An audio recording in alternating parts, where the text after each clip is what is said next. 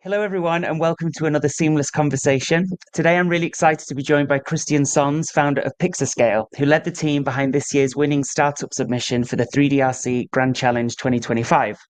Their concept on AI first DAM as an intelligent backbone for agile product development rethinks how we handle digital assets, turning static 3D files into living, AI aware digital twins that adapt in real time.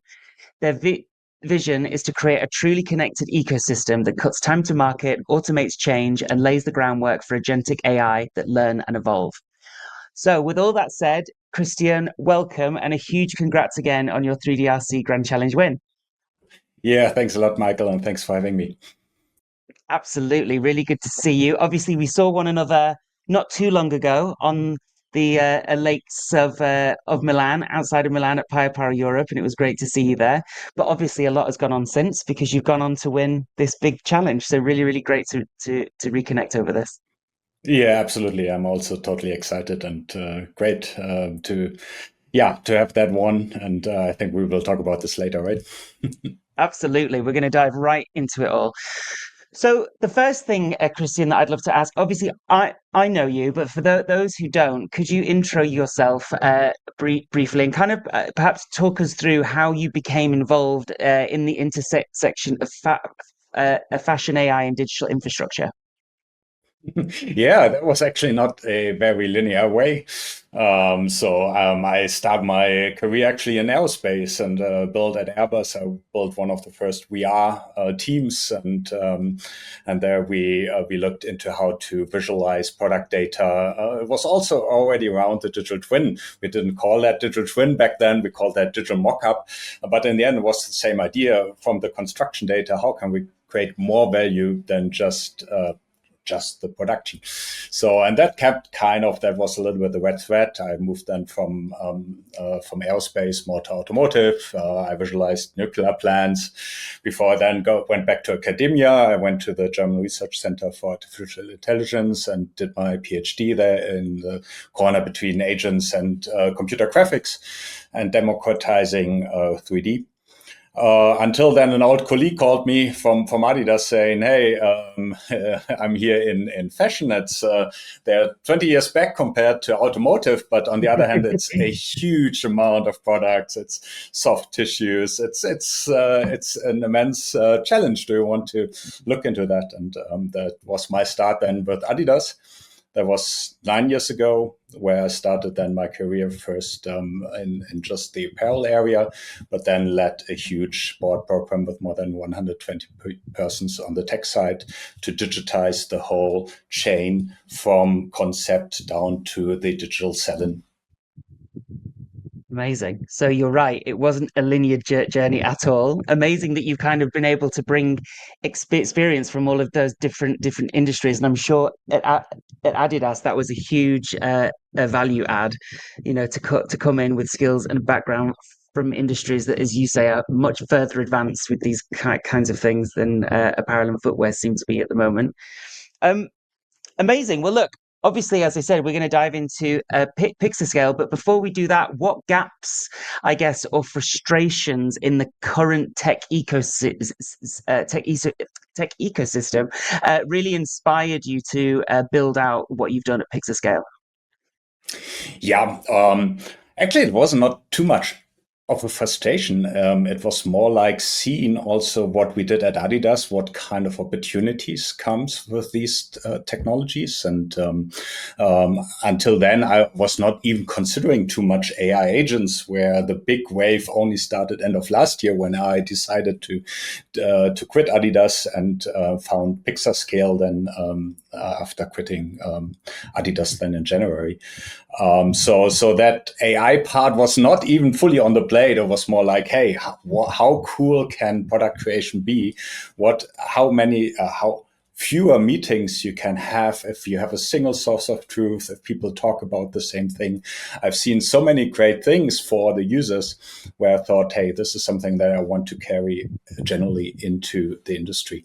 And then, of course, the last 6 months or let's say the last 9 months were crazy around agentic AI. I was sure that AI would be a big topic on creating content with all these cool algorithms that can create images and videos and so on. But I I think the even larger impact will be on these agentic AI. And this is somehow a coincidence that now I need to build a software completely different than I thought, because there will be a new kind of software generation with this new technology.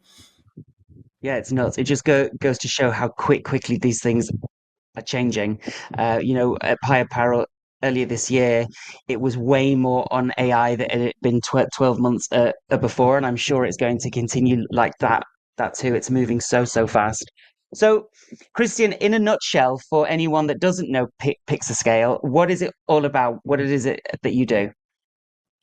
Yeah.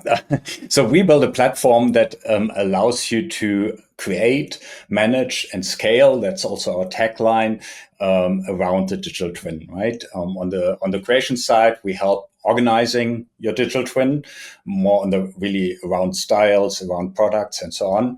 On the managed side, it's more around how can a internal team cope with creating so much content, because what we often forget is that the operations inside the brands has changed, right?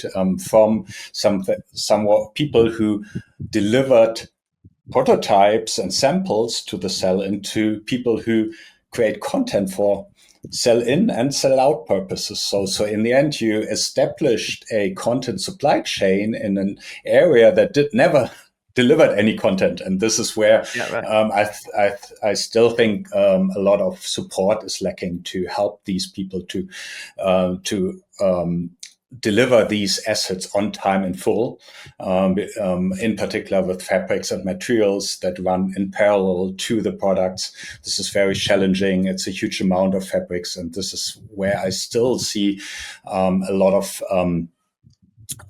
brands either cope with this one somehow with a lot of Excel sheets and so on, or even to point that in recent years we have seen that people lowered their engagement in 3D creation, even because this is such a huge energy that you need to bring into the organization. And there I want to make everything more efficient, so that people really continue to work in 3D, because I think this will not change, also not with AI. Yep, And then the 100%. Yeah, last one is keep trying to scale. go. Yeah, Last one is scale. exactly. Of course, this is where we created, we rendered in Adidas in the end more than 1 million images per year, right? So this is a huge Wow. amount. This is typically at sell-in events, so it's not a flat rendering effort and compute effort over the year. It's something that's very spiked towards sell-in events. And so our platform can basically arbitrarily scale these kinds of compute loads, and you never have to wait long for your renderings and other automations, tech packs, and so on. Amazing. I'm sure any brands that are going to read and watch this video are going to can't wait to hear more about what you guys are doing and where you're going to go with this. I remember in your submission that you framed DAM not as a static storage but as an intelligent kind of AI first infrastructure. So, what makes your solution fundamentally different from the other solutions that are currently out there on the market? Yeah, this was the last part that I was mentioning, that I had to transform the whole solution, right? I think a DAM typically holds images, pretty static, let's say stupid images, or stupid 3D DAM, stupid GLB files. But with AI, and in AI, we need to go a little bit away. I think the last years we looked, when we thought about ChatGPT and so on, we thought about a huge database that has read a lot of things and so on. But I think we need to think a little bit different. What we have here is now a cognitive engine, a piece of technology that can reason, that can understand concepts, and this is where I think this is where a DAM now needs to provide the semantics. Yeah, it needs you so that the AI can understand this is not just a 3D file. This is a style. It has colorways. It has fabrics. It has this kind of fabric assigned, so that it can also use its cognitive engine to do then autonomous things on top of the digital twins. And that doesn't work on just storing a GLB somewhere in a storage vault. Yeah, absolutely amazing. And I also remember a part of your submission that was quite compelling was this concept of product awareness. So can you give us like a real world example of how that would change a workflow or perhaps a decision along the workflow? Yeah, that's a good question. I really love the idea of getting rid of the boring, stupid things. Right. One typical example is a carryover. Carryover means often I need to take the style from a previous season. I need to remove some colorways that I stopped to offer. I need to add some colorways. Not a really exciting task for neither for a designer nor for a developer. So I think that we can come to a point where an AI can do that completely autonomously, just looking into the PLM system, looking what kind of colorways do we offer next season in that for that style, then going into the digital twin database, looking up for that style, removing some colorways, adding some colorways. If it adds colorways, it can maybe prepare already assigning some a new color. Of course, in the end, a human is in the loop, needs to look at what the AI did. I think this is something that will not go away very soon. That of course the human needs to be in control in the end. Absolutely. Um, the other thing as well that I remember you mentioning is that PixaScale is kind of responding to a growing pressure for late stage agility. Um, how are you doing that? Whether that's from cost shifts or market feedback or compliance requirements, how are you tackling that?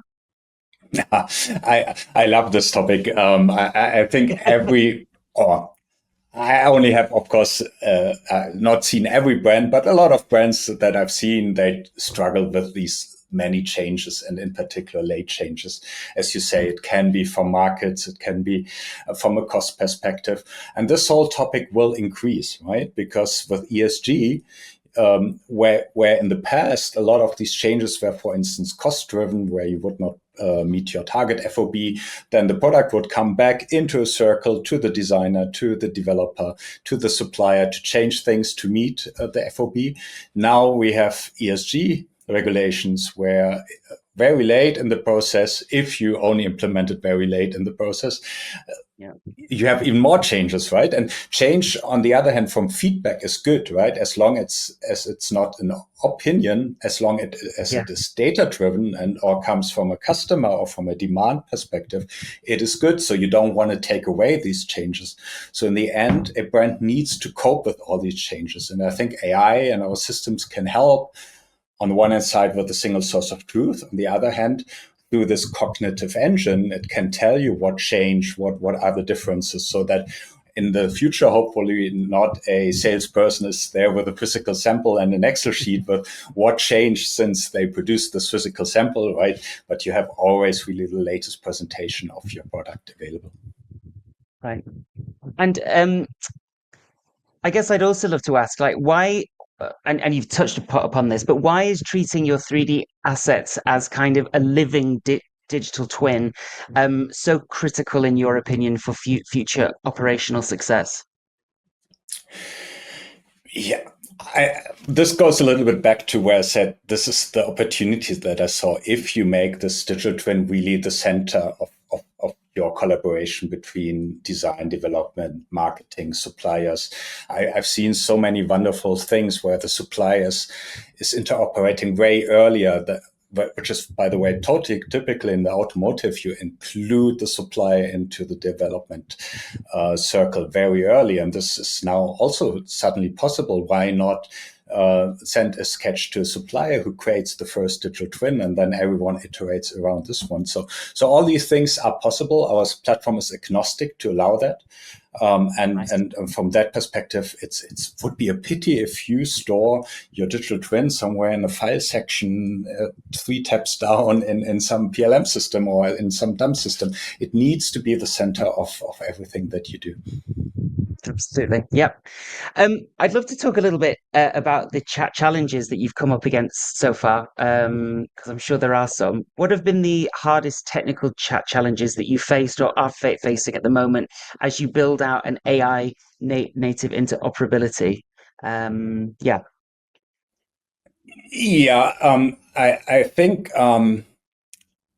it's so brand new. No one actually knows how that will work in the end, right? right, We can prepare the system uh, to be ready for that future, but this is also where then in the end, I'm also looking for the partners who want to explore that whole topic, because the idea of the agents is that they autonomously go to the PLM system, to a marketing system, to a sales system, to our system, pull all this information, come up with proposals. And that means all these pieces need to be ready for AI. This means each and every software component needs to transform within the next month and years to be ready for these kinds of interactions.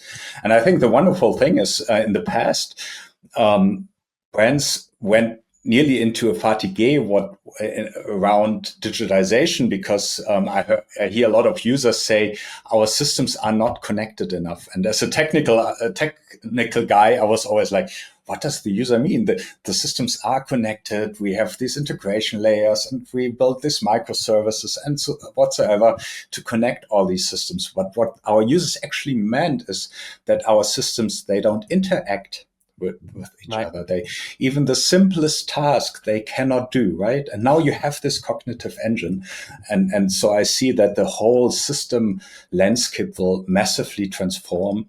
So from that perspective, a super exciting time to build a startup and to find people who want to explore and be in the bus, right?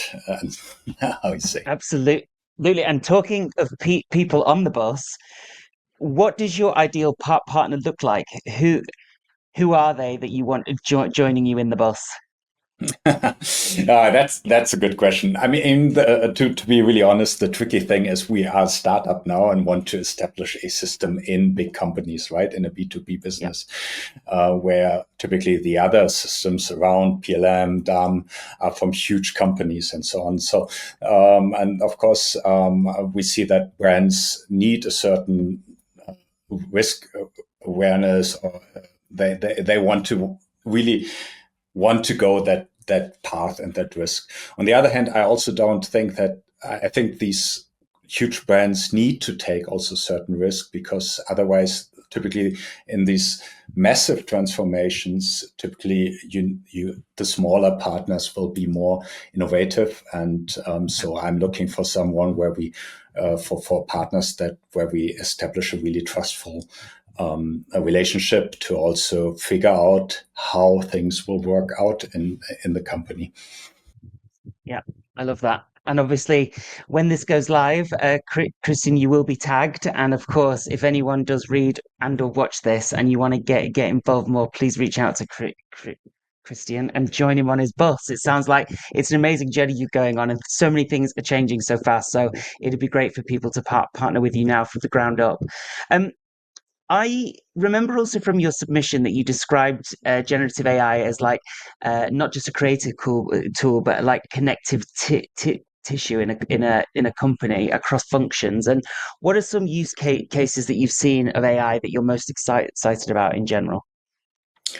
Yeah, the tissue, as I explained earlier, is more from the cognitive engine going to different systems, right? And how I see that is what we will see in the future is what we call multi-agent systems. That means each of these systems will have agents that are able to do autonomous tasks. But then there's also a corporate agent who knows the company roles, the company processes, and then can go out to the different system and orchestrate these tasks, right? And this is the tissue. And so in the future, I also see then something where you can say our data in ecom says we need a floral T-shirt in khaki, and then the agent goes into the digital twin part and looks up previous products. It looks into your PLM or material management system, looks for sustainable materials to hit certain criteria.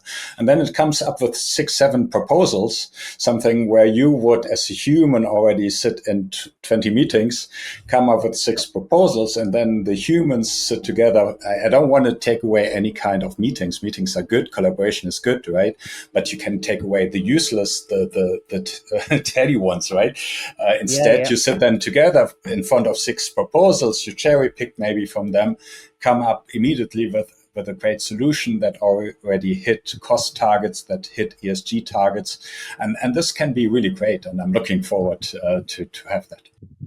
Yeah, that sounds amazing. I mean, to your point, it would take the mundane actions away from people and allow them to actually focus on the more creative, which at the end of the day is what we all want as human beings, right? That's Exactly. the holy grail. So yeah, no, that sounds very cool.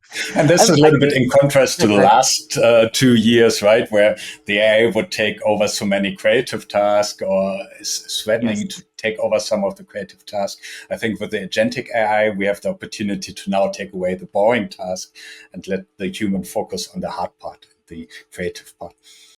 100%. And I think, I mean, that's applicable and relevant to any industry and job. My job included, it's made a huge difference. And now, when I'm putting together events and agendas and looking for speakers, it allows me to focus on having deep and meaningful calls and conversations instead, which is why I got into this industry to begin with. So no, it is great. Yeah. I do And want to that's a talk to you a great little point, bit. Michael. Sorry, go ahead. Sorry. Yeah. This is a great point as well, because opposed to other technologies that we saw coming in the past, I think AI is something where everyone is using that already. Everyone is already interacting with agent. So in the end, the whole adoption will be much easier because people will just expect that, similar like you can get a co-pilot to write a mail or to write a piece of software, you also have a co-pilot to create a nice product, but you're in Yeah. the driver's seat, right? So the analogy is the same. People are used to it. It just needs to now come also for our fashion products. Yeah, 100%. I like the barrier to entry is so much lower. I remember, I don't know if you've ever met Nicola Van Enter from Footwear Eyes. I don't know if you know her, but no, but she was saying that she was teaching. I can't remember now. She was invited to go into a brand and to do a workshop with the design team about how they can use AI to really help their creative workflow and process. And one of the most amazing things that she said she got from it was that there were people there that were more so on the business side, and they kind of suddenly realized that they too could take part in this because they all knew how to use AI too. It wasn't perhaps what they ended up coming out with wasn't as good as a designer, but at the end of the day, it really kind of lowers the playing field. Sorry, not lowers. It balances the playing field and lets everyone kind of take part and play, which I think is a really really big opportunity of AI when it's used in a responsible way. Yeah. Absolutely. Absolutely. I do want to talk to you, of course, a little bit about the 3DRC experience itself. So, to start with, I guess, why did you decide to take part in the 3DRC Grand Challenge this year, and what do you feel like so far you've taken away from it? I know it's brand new; it's only been a week since it was announced, but yeah, I'd love to hear.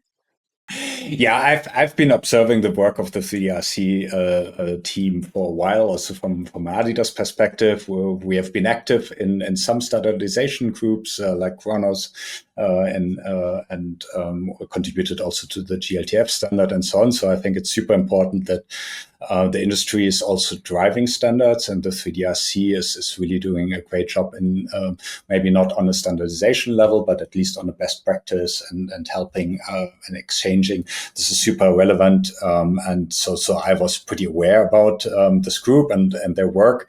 And then I saw the challenge. It was in a And you were time like, where I was perfect. really busy with an RFP, and I was like, if it was like 2 weeks later, I would absolutely participate.